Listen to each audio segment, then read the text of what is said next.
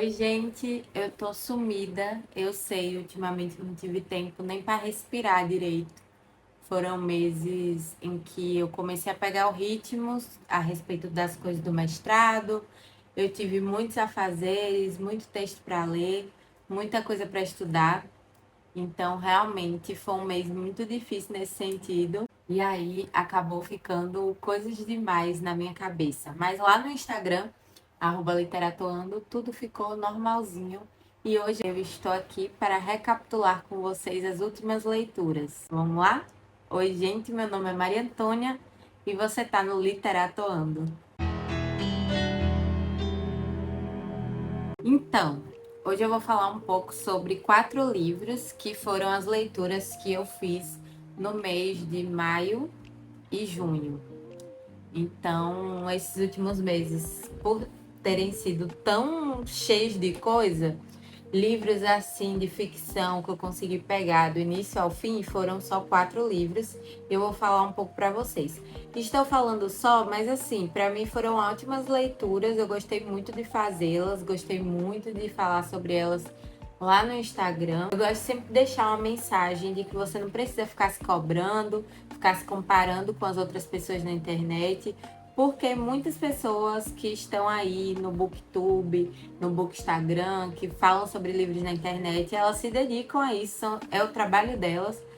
Então, eu acho sempre importante destacar que a gente não precisa ficar se cobrando, ficar colocando coisa na nossa cabeça de que tá pouco, de que a gente poderia fazer mais. Vamos aos pouquinhos no nosso tempo. E aí eu vou começar com as leituras do mês de maio. Um livro que eu cheguei a falar sobre ele no feed, tem lá a resenha no feed, é Quando Ninguém Está Olhando. Esse foi um livro que eu li assim que ele chegou, não demorou muito. A editora Intrínseca me enviou, ele é escrito pela Alissa Cole. É um livro que vai contar a história dessa mulher que ela mora no Brooklyn. E ela tá vendo algumas pessoas desaparecendo, os vizinhos dela desaparecendo, e o livro inicia ela indo num desses passeios turísticos, que é aqueles ônibus de 2 andares, com um guia, né, que vai falando, aqui morou não sei quem, aqui morou não sei quem. E ela mora nesse bairro desde pequena, é conhecido como um bairro negro dos Estados Unidos, e ela vê, assim, aquele guia falando sobre pessoas brancas, colonizadoras, que viveram naquele período. E várias pessoas negras que viveram no bairro não são mencionadas por esse guia. Isso vai incomodando a personagem e eu acho que é um gatilho para ela começar a perceber ainda mais a ausência desses vizinhos e como esses vizinhos estão sendo indo para outros lugares que ninguém sabe para onde que eles estão indo, mas estão sendo substituídos por pessoas brancas com uma especulação imobiliária enorme na área. E é um livro muito interessante, porque ele vai tratar dessa questão seríssima que é a compra de bairros, a compra de partes da cidade e a segregação espacial que existe dentro das cidades. E é uma realidade que não só acontece nos Estados Unidos, mas que a gente vê em vários estados aqui do Brasil também. Um livro muito interessante que eu estava com medo de ler, porque eu já tinha visto muita gente falando assim que não era um livro legal, que não gostou do final, etc. Mas assim, como eu coloquei lá na resenha, é aquele tipo de terror do Jordan Peele, que transforma uma coisinha e maximiza, sabe? Me lembra inclusive Black Mirror. Olha, já fica esse gancho aí. Pra mim, esse é um livro bem Black Mirror. O final dele eu gostei muito. Gostei da forma como as coisas se desenvolveram. Uma coisinha ou outra que eu acho que poderia ter sido melhor, mas de maneira geral, esse foi um livro ótimo. Um detalhe importante é que a autora, ela coloca para acompanhar a Sydney, que é a personagem principal, nessa empreitada por documentos e arquivos, para poder compor o próprio passeio turístico dela, um homem branco. Então a gente vai ter essa contraposição de visões entre a Sydney e o vizinho dela, que é branco, e também como ele vai descobrindo as coisas e como ele deixou passar várias coisas, mas eu acho que a autora consegue incorporar muito bem a visão dos dois personagens e, enfim, acho que isso foi muito bem escrito. O outro livro que eu li no mês de maio foi Como Se Fosse um Monstro, da autora Fabiana Guimarães. Esse daqui foi um livro que eu recebi da editora Companhia das Letras e é um livro, assim, muito interessante, porque ele vai contar a história da Damiana, que a Damiana, ela nasceu numa família muito pobre e para ajudar a família dela, ela vai trabalhar numa cidade grande como doméstica, né? Ela vai fazer serviços domésticos desse casal. E ela vai para lá trabalhar como empregada doméstica, recomendada pela sua prima, com o intuito de fazer dinheiro e mandando para a família, né? Na cidadezinha lá que ela morava, povoada. Só que ela recebe a proposta desse casal de ser barriga de aluguel. E a partir disso, tudo vai mudar assim, na vida dela. Eu acho que é o tipo de livro que é bom você ler sem saber muita coisa, porque a história ela não tem grandes coisas mirabolantes, grandes reviravoltas, nada disso. É uma história simples, linear, mas que ele provoca muita reflexão. E eu acho interessante a forma como a autora conseguiu, dentro desse livro, abordar questões relacionadas às problemáticas de tratamento de gênero, né, de como mulheres são tratadas dentro da sociedade, de uma maneira que não tem juízo de valor. Então ela conta essa história abrindo para reflexões, abrindo para que a gente pense a respeito do assunto, de uma maneira que a gente simpatiza com os personagens, porque a Damiana tá o tempo todo conversando, né? Porque ela, na verdade, tá dando uma entrevista, a gente acompanha a história dela a partir dessa entrevista que ela tá dando para essa repórter. No fim das contas, eu acho que esse livro me levou muito a refletir sobre esse tratamento que é dado às mulheres e ao corpo da mulher, a quem pertence o corpo da mulher, como que esse corpo é tratado dentro da sociedade. Eu escrevi uma resenha também lá pro Instagram, em que eu falo melhor, mas um ponto que me deixou pensando bastante enquanto eu li esse livro é sobre como muitas vezes o senso comum coloca aquela coisa de que mulheres pobres não podem ter filhos, de que existe uma mulher que pode ter filho e uma mulher que não pode. E geralmente essa mulher é uma mulher branca, classe média alta, essa pode ter filho. Mas a mulher negra, negra e pobre, ela é negada esse direito também de maternar caso queira. E caso não queira também, ela é negada da liberdade de escolher o que fazer. Mas isso, praticamente todas as mulheres têm essa negação, porque existe esse desejo de tomar conta do nosso corpo, do corpo feminino, cisgênero. Mas enfim, são muitas reflexões assim que eu tive lendo esse livro. Ele também vai falar sobre aborto, ele vai falar sobre comercialização mesmo do próprio corpo, vai falar sobre parto, sobre suicídio. É um livro forte que aborda temáticas pesadas, mas que também ele leva muito à reflexão. Foi uma coisa que eu gostei bastante. E aí eu resolvi, né, depois disso, pegar uma leitura mais levinha e peguei o livro Diz Que Tem Pra Titias, que eu pensei que fosse um mistério, mas ele é um mistério muito engraçadinho. É um mistério engraçadinho, eu não sei como é que chama isso. Eu já vi gente falando que é cozy mystery. O mistério não é o ponto da narrativa. Na verdade, ele vai contar a história aqui da Madeline, que ela é fotógrafa na empresa das tias dela e da mãe, né? E é uma empresa de casamento, de organização de casamento. Uma faz o bolo, uma faz um penteado, outra faz a ornamentação, a parte de ornamentação das flores, e ela fica com a parte da fotografia. Só que aí a mãe dela arruma um date às cegas pra ela. Ela vai, meio praticamente forçada, e as coisas dão tudo errado. Só sei que acaba tendo um cadáver aqui na história.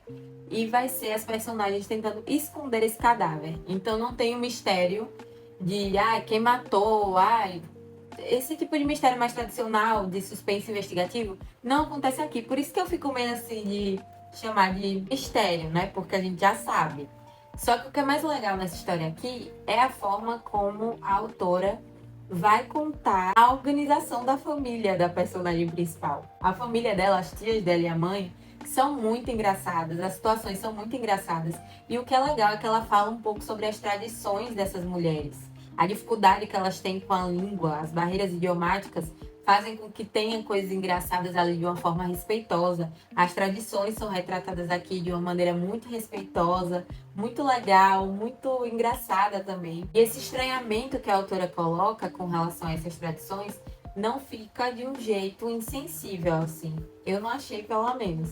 E eu acho que esse é o ponto alto, sabe? É ver essa relação familiar, essas situações engraçadas com relação às barreiras idiomáticas. Enfim, eu acho que essa é a parte legal Ela coloca aqui também algumas palavras que estão em outra língua, que não é o português, não foram traduzidas, então é legal também a gente ir pesquisando o que é que significa aquelas palavras. Tem um romance do meio pro final, surge um romance aqui na história, e eu não achei incrível, mas também não achei ruim. Foi um romance que eu achei ok, achei fofo, né? Mas também não foi aquela coisa de, ai meu Deus, que coisa linda, quero acompanhar esse casal.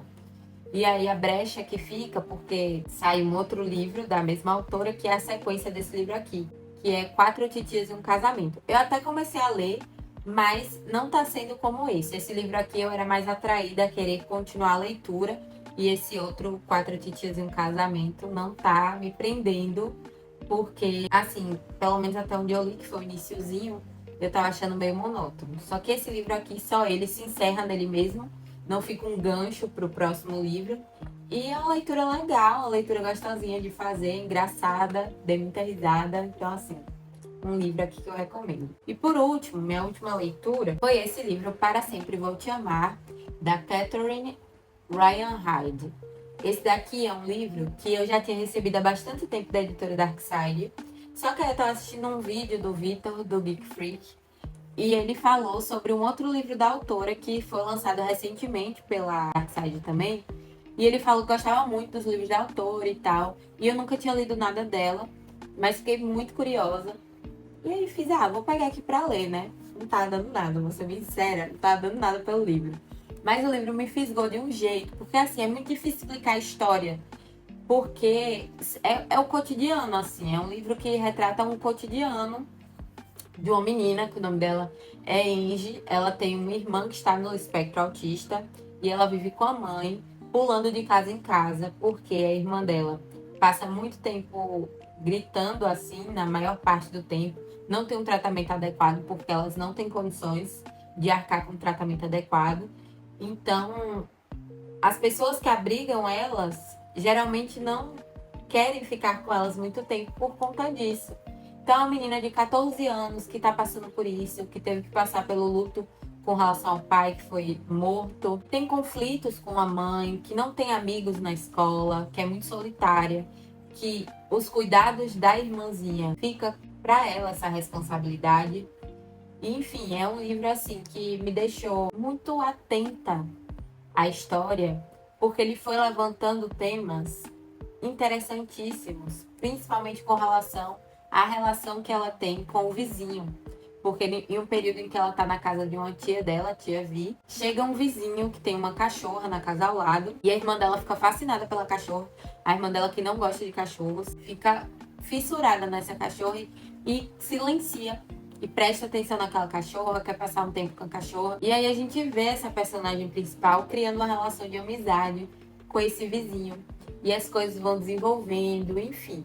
É um livro mais do cotidiano, mas que de alguma maneira a autora consegue construir tão bem esse lugar, construir tão bem essa personagem, que eu, pelo menos, me senti totalmente imersa, me senti amiga mesmo da personagem. Eu queria ouvir a história dela.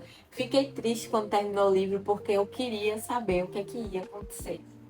Então, assim, é um recorte ali da vida dessa personagem, porque vai mais ou menos de quando ela tem 14 anos até os 17 anos. E é contado de uma maneira que faz a gente ficar fissurado na leitura. Então, eu amei. É um livro que eu considero, assim, um drama. Fiquei pensando por muito tempo como que eu consideraria esse livro, em que gênero, em que categoria que eu consideraria. Mas eu acho que é um livro de drama muito, muito, muito bem construído, muito bem escrito. E que eu soltei um textinho lá no Instagram também. Então foram essas as minhas leituras dos últimos 2 meses, maio e junho. E é isso, gente. Foram essas aqui as leituras. Espero que vocês tenham gostado. Me conta aí nos comentários se ficou com vontade de ler algum desses 4 livros. A gente se vê em breve, porque eu vou mostrar a penca de recebidos nesses últimos meses que eu passei sem postar nada. Então aguarda aí que vem, acho que o maior recebido de todos. Um beijo, tchau. Não se esquece de se inscrever, dar o like, comentar, essas coisas todas. Eu nunca vou lembrar. É isso, agora é sério. Tchau.